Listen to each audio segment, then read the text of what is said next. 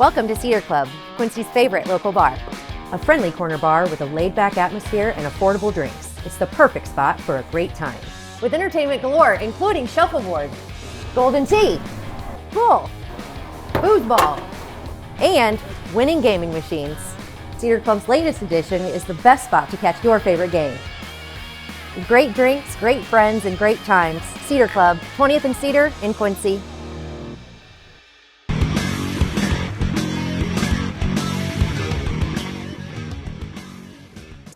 Hey everybody, welcome to the Daily Muddy. I'm Ashley Conrad. Joining me today, Jane Polett with the Quincy Symphony Orchestra Association. Hi. Welcome. Welcome back, I guess I should say. Here to talk about a very cool event coming up very soon. I'm going to let you say the word because I think I'll mess it up. But so you have a concert coming up this Saturday, February 8th, and you have there's something cool. You tell us about it. Okay. Right. Well, there's a lot of interesting facets to this concert, but one is that we're going to feature an interesting musical instrument that most of you, maybe all of you, have never seen before. It's called a cimbalom. Yes. And I'm a long-time musician, a long career, and I've never seen one. So this is Really? so cool, even for me. It's a large box. I mean, like 4 feet wide, with a dulcimer inside, a hammered dulcimer inside. So I brought a picture. That's actually our soloist, and that's a picture of his instrument. It's a Hungarian hammered dulcimer. And one of the things that makes it very difficult to play is you think about like a scale on a piano. It goes from low to high. Instruments go from high to low. You know, the notes are all over the place. So it's a very difficult skill to learn to play the cimbalom. And it's a Hungarian traditional instrument for over many years. If you go to Hungary, they have concerts with these instruments. But our soloist is Alex Udvary, and he's considered in the top 10 performers in the world. And Budapest considers him the top cimbalom player in the whole United States. And we're so thrilled to have him here in Quincy. We get to experience it, which is very cool. So I have to admit, when I first read this, the cimbalom master, I was thinking cymbals. I probably am not alone, so I'm really glad that you brought the picture. And something interesting, when we went to, I think it was Branson years and years and years ago as a family, I actually got a hammered dulcimer because I saw people play. So I have respect for the instrument. I know this is different because it's a lot more involved, and they're very rare. It is very cool that he's coming to Quincy and is going to be a part of this concert. Now, is that what you call it? Because I don't want to. I feel like concert is not a big enough word for what you get to experience if you go to one of these. Oh, right. It's a big symphony performance. It's in the junior high school. If you've never been in that auditorium, it holds 2,000. It has 2,000 seats, the biggest stage in town. Yeah. And our orchestra is large, maybe 80 people on the stage. And for one of our pieces, we're going to have our youth orchestra side by side with us. So there'll be, over 100 people on the stage, which is very crowded. Yes. So it'll be interesting and fun. Yes. And then can you walk me through some of the pieces that people can expect to hear? Sure. Okay. So many people think, symphony orchestra, this is music from 300 years ago. But that's just not the case. Our director and our musicians, we love playing new music. So the first piece on the concert is side by side with our youth orchestra, actually composed in 2018. And the composer, his name is Kevin Day. He was only 22 years old when he wrote it. Holy smokes. So this is really, truly avant-garde music. But it's really fun. It's called Danza del Sol. Danza is a dance, so it's Dance of the Sun, to translate that. And it's got really fun rhythms like a dance would. And he said that the inspiration for it just came while he was sitting at home at his table. He wrote it in just a few days. And then it's been played by major orchestras, by the LA Philharmonic, the Chicago Symphony. His works he's written so many works, and he's only 29 years old. That's incredible. At this point. That's incredible. When the symphony is learning this, is it quite the process? I imagine it takes a long time to prepare for something like this. Yes, it's a really complex, all the music is complex and interesting, but also easy to listen to. This isn't like out there you're going to enjoy listening to this music. Right. So that particular piece has a lot of complex rhythmic figures, the whole orchestra doing it together. The percussion is very busy, so there's a lot to see. Yeah. So if you come to the concert, you can sit in the balcony, you can really see everybody, including the percussionists, all the way to the back of the stage. So that's a fun place to sit. Yeah, very cool. Yeah, I bet it's a whole experience evoking a ton of emotions, I'm sure. So quickly walk me through the other pieces, and then we'll wrap it up by telling people where they can get tickets and when and where this is happening again. Well, we have a wonderful musician, many wonderful musicians, but one is our principal trombonist. His name is John Mindeman. And he's been a professor at Western Illinois University for many years, recently retired. He has also a second career as a composer. Okay. And he wrote a piece that we're premiering. So it's written in 2024. So this is very brand relevant, new. Yeah. And the very first time it's ever been heard. It's called La Cueva del Melodon. I hope I'm pronouncing Melodon that's right. A mouthful. So that is the Melodon Cave. So this is a nature area down in Chile, South America, where they found all kinds of prehistoric fossils. Like one of the only found sloth fossils, like a land sloth. That's a huge prehistoric animal. Other also prehistoric human remains. Lots of beautiful nature there and rainforest and all, and that inspired him. He was in South America. That inspired him to write this piece. So there's music. One of the cool things about this piece, too, is the percussion. Yeah. There's interesting percussion instruments, like one we had to buy that is made of goat hoof material. Oh, it's like little goat hooves on these bracelets, for lack of a better word, that you can shake. It's like that kind of a sound. Or you can just kind of move them around and it makes like a clicky rainforest sound, rain sound. Yeah. And then there's güiros and claves and maracas, and we have to have, our usual orchestra might have a timpanist plus maybe 3 or 4 percussionists. We had to have 2 or 3 extra percussionists, and they're all busy.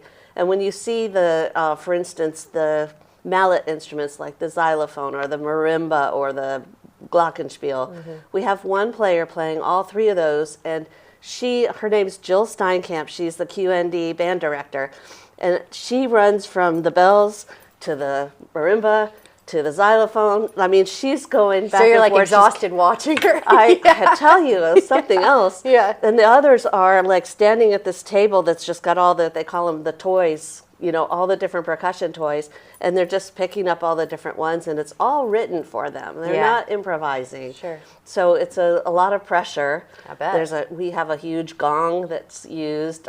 There's just a lot. I should have brought some of those with me to demonstrate, but a lot very going interesting on. And fun to see and to hear.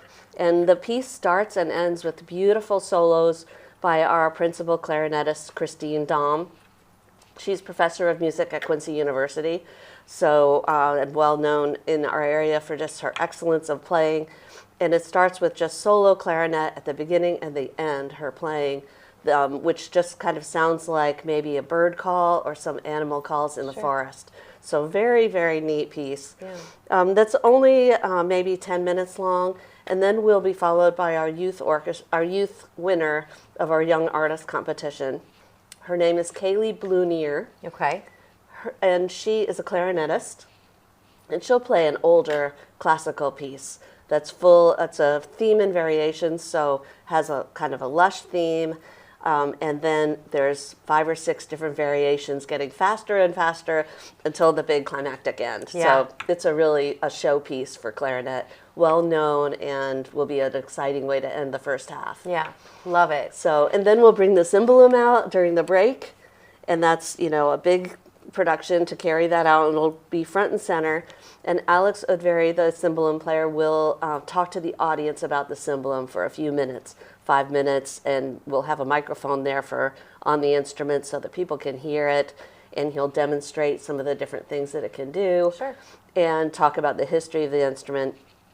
And then we'll play the final piece on the program, which is about a half-hour piece called the Háry János Suite by Zoltán Kodaly. and he's a famous musicologist from the early 1900s. Hungarian composer. We still, in our schools, use many of his music education techniques. So he's famous for that, but also he wrote some amazing music, and he used the traditional Hungarian instrument of the cimbalom as one of the colors of the, it's not really a solo instrument so much as just an interesting color that you hear in the orchestra that you're not used to hearing. Right. And that piece is, Háry János is a mythical, although there's some historical evidence that he actually existed, but a mythical soldier of the Napoleonic Wars, a Hungarian soldier.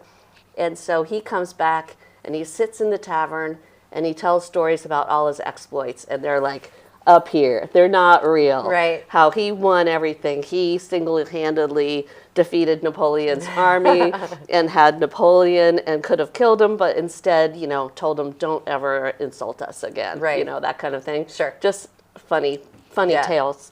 So this was an opera that Kodaly wrote the music for, and then he took 5 or 6 of the sections out and wrote them and had just the symphony performing them on their own. But if you know the stories kind of behind it, and those are in the program so you can read them really quick, Gotcha. Then the music kind of has more meaning because you hear the second piece is the Viennese clock. If you're just listening, you're like, what is this? But if you actually know that this is a clock, then you hear all the different tingling and the bells and things like that. Right, the gears and all the different metallic instruments that are going to be used on that one. That takes everybody, like I was saying about the 6. Or the final movement, it's called the Entry of the Emperor and His Court. That one we have 3 extra trumpets in addition to our 3 trumpets. So they're going to be like blasting the, very intense. Okay, it's coming, the king and his court are coming out. Right. So like it's got a story behind it, and that's kind of told in the music. Yeah. So love it. It's really fun. Yeah, it sounds like there's something for everyone as far as the sounds, the pieces are involved, and then the whole overall theme is adventures and exploration. So it all kind of makes sense and comes together under one really cool, very interesting umbrella. I love that you can pronounce everything because I cannot, but I do. I have an appreciation for the symphony. I have an appreciation for what your organization does. Thank you. Yes, I think it is something that everybody should experience. So if you have heard or you haven't heard, the performance of the Quincy Symphony Orchestra, I definitely recommend it, and there's no better time than now, especially when you get to experience the Master Cimbalom, right? Yeah. Yes. Yeah. So February 8th, that's this Saturday at Quincy Junior High. It starts at 2:30, right? That's and you right. can get tickets at the door, or you can get tickets at your website, which is QSOA.org. That stands for Quincy Symphony Orchestra Association. Perfect. QSOA.org. QSOA.org, or you can get your tickets at the door. 18 and under are free, and then $15 for... $15 for seniors, $18 for others. It's part of the season ticket. We also have something called a flexi ticket. If you are going to come to additional concerts, they're 6 tickets. It comes out to be $12 a piece. Yeah. So Can't beat that. Yeah. Love it. Well, yeah, I encourage everybody to go check it out. Quincy Symphony Orchestra Association puts a lot of work into this and brings people from afar to really impress our community. I love it. Keep up with the great work. And thank you. Hopefully I'll get to see you Saturday. Thank you. All right, appreciate it. Come. Yes, thank you, Jane. All right, coming up next, D.O.B. and I sit down to talk about scams. Stay tuned.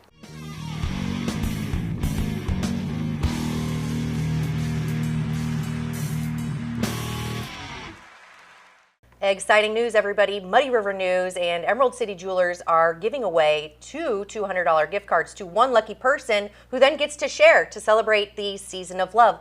All you have to do is send an email to contest@muddyrivernews.com by February 12th. One winner, 2 gift cards. You get to pick who you share with. That's 2 $200 gift cards to Emerald City Jewelers. Don't forget to send that email. The Liquor Booth is your home for a huge selection of beer, wine, and spirits. The Liquor Booth has 2 locations in Quincy, 3520 Broadway and 1500 North 12th Street. The Liquor Booth, where it's always happy hour. Welcome to the Abbey, a Quincy tradition. With 6 big screens, a new larger kitchen, and now more seating capacity, the Abbey is the place to be before, during, and after the big game. Come enjoy fan favorite appetizers, steaks, burgers, and a variety of daily food and drink specials. Can't join us? Carryout is available too. Now with a convenient drive-up window to better serve you. 1736 Spring in Quincy. Opens at 3 p.m. Tuesday through Sunday. Come join all your friends at the Abbey, a Quincy tradition. The Tower, a great place to meet and eat. But did you know the Tower has one of the finest drink selections in our area? Along with its incredible Mexican menu, the Tower specializes in tequilas for every taste. Names like Patron, Cabo Wabo, and Hornitos. And don't forget the margaritas.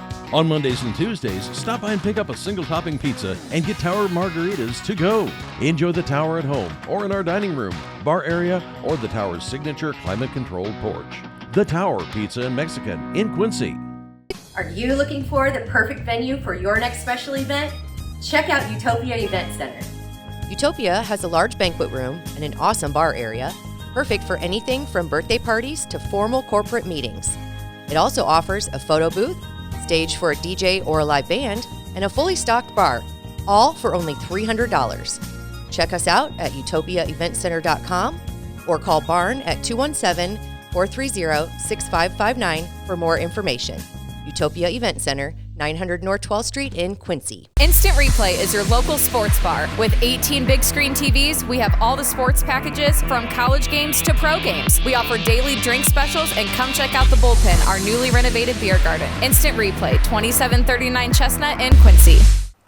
And welcome back. Now it's time for a sit down with DOB. How are you, my friend? I'm good. How are you today? Good. You're wearing red, which is appropriate. Oh, yeah, I didn't even think about my style choice today. Listen, it was a good choice because we're talking love scams. Yes. Right? Romance scams. Yeah. Valentine Day's here, and as I said before you came on, we got to make sure you be careful who your Valentine is. Yeah. Especially if you don't really know who you're talking to on the other end of. Or you think you know who you're talking to, and they're really not who they say they are. Yeah. So a lot of times we hear about like catfishing. Different. Catfishing is different than romance game. Okay. Catfishing is you're just being a little. What am I going to say? If you catfish someone, your intent isn't to take their information or their money. It's not. You're just kind of messing with them. Okay. Whereas with romance scams, the perpetrator's attempt is to get both, one or both. Sure. Money of those things, money or information. Okay. Well, I'm glad you distinguished that because I was like, catfishing seems.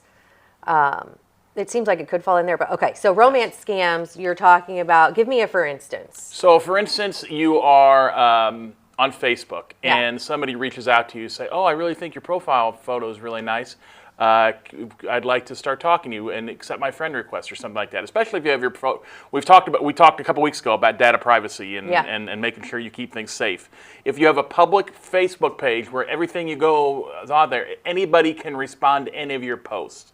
So if you're lonely, you may think, hey, why don't I could always use a new friend. This person, he's got a cute photo. He's in the military. Why wouldn't I take him in as a friend? And then, so that's how they get you. And these romance scams, we believe, are one of the most underreported scams to any agency. Last year, BBB, we had just over 500 romance scams reported to us, which is not an overwhelming number. But the median loss in those scams reported to us was $6,500, $6,500. Ouch. So it was one of the more expensive scams by loss amounts. Yeah. So these things are damaging on two fronts. Obviously, there might be the financial loss, but there's also the emotional toll it takes. Because you think that you have this friend, and all of a sudden, they're not really your friend. They've taken advantage of you. You've lost your money. This thing happens anywhere and everywhere. We just had recently reported to our BBB scam tracker from a person in Clark County, Missouri, that they lost $30,000 in a romance scam. And this person had been contacted online by someone. They started a relationship. This person has sent the other person money for things, and then eventually cut it off when the recipient didn't reciprocate on some promises that they made to the person who's sending out the money. So eventually they cut it off. So I saw a documentary, and it was about this gal, and I don't think it was even in the United States, but she thought she was being contacted by Brad Pitt, and whoever the scammer was doctoring photos and sending, oh, I'm in the hospital, I need you to send this much money. And, you know, at first she didn't come forward because she was so ashamed, and she lost almost $800,000. And, you know, we can all say, oh, how would you not know? But if you're not really paying attention and you really want to believe this, and the photos are, because, I mean, AI can do a lot of stuff nowadays, right? So it can happen to anyone, and it's just, it's hard to avoid anymore. So how do you know? What do you look out for? So, you know, AI is going to be a wrinkle they're going to put in this. AI will be able to take that photo they lifted from somebody else's site, and it could, you know, you could say, use this photo to put me in Paris or wherever it might be, or wherever you want it, you know, whatever they might do. So a couple of things that, you know, if all your communication is through just virtual or through electronic communication, like you and I are talking right now, if they won't do anything, obviously it's really easy with our cell phones now to have, you can FaceTime someone, you can do any number of things, Zoom meetings. We're all a lot more comfortable with technology than we were just even 4 or 5 years ago. And if the person you're speaking to is hesitant to meet, whether that's person to person or virtually, that's going to be a red flag that you want us to cut off that relationship. But we have people that are they get so brought into the scam, and they really believe the person. We've had instances where people believe the person more than they believe their family telling them, hey, this person's not real, they're taking advantage of you. But no, they have feelings for that person, so they don't want to believe their family. So, you know, what can you do? Obviously, you know, if you are on a dating app or on Facebook or anything, just be careful of who connects with you, because that person may or may not be real. Obviously, if you know you meet them for coffee, they're real or something. But if it's a long-term, these are all long-distance relationship type deals. And if you're on a long-distance relationship and they won't do that virtual meet with you, that's going to be a red flag. If you meet someone on one of these platforms, more than likely they're going to take you off to another platform. They don't want to talk on whatever your dating app is or Facebook. They'll want to take you to some other app. Like a WhatsApp or something, right? That's a very popular one. And a lot of people don't understand WhatsApp. WhatsApp itself is a fine application.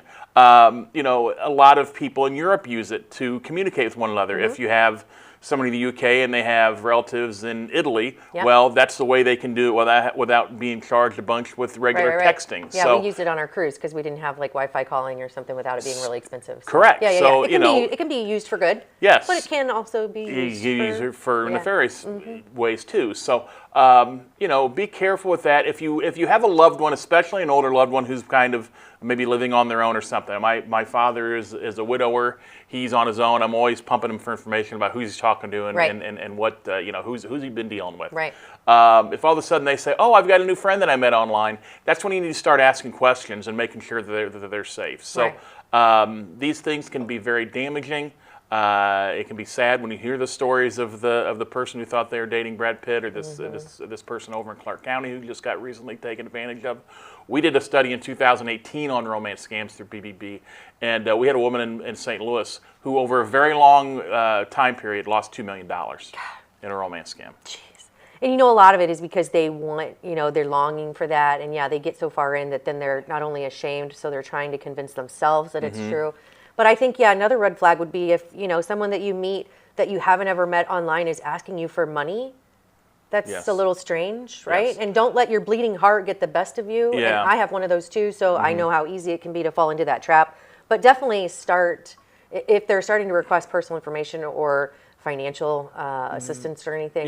They make it very convincing. They tell you the sad song, and then they get you into it, and you just feel like you need to help. And, you know, and again, it's a very long process. The person in Clark County who I referenced to that recently got a scam tracker about, that person didn't lose that $30,000 all at once. It was, you know, they nickel and dime you. They milk you for what they can. And then the prince from Abu Dhabi probably isn't. No. probably isn't looking for love from someone in Quincy or, No, probably not. Maybe. So we've got a whole thing about this. Again, we did that study that you can find at bbb.org. We've got the latest tips here.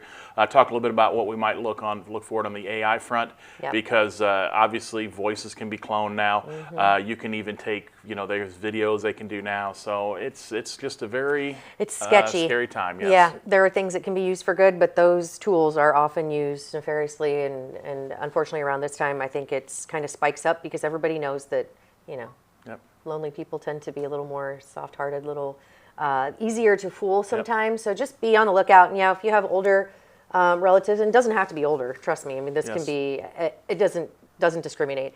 But just ask questions if you hear anything kind of, off-putting. But yeah, just be on the lookout, right? Yep. 100%. Appreciate you. And then the scam tracker is always something I like to mention. BB.org scam tracker. Yeah, you can look up information there. If you're ever curious about, okay, I live in Hannibal, what are scams that are being reported here? Or if I'm in Quincy or wherever you might be, you can go on your scam tracker, put your zip code in, and you can see everything that's been reported. Yeah, there you go. Well, for free, by the way. Doesn't cost you a thing. Free, except your time. Yeah. Love it. Well, thank you for coming and keeping us all in the know. I've ruined your Valentine's Day, No, didn't I? you haven't, because luckily I don't have to worry about that. I'm just worried about Luke giving me a good gift. You hear that, Luke? No, I'm kidding. But, there you go. Yeah, but thank you again for coming in. Always a pleasure. Thank you. I'll see you next week. Yep, sounds good. Thanks. All right, I think that does it for today's Daily Muddy. We'll catch you back here tomorrow for Club Muddy. See you then.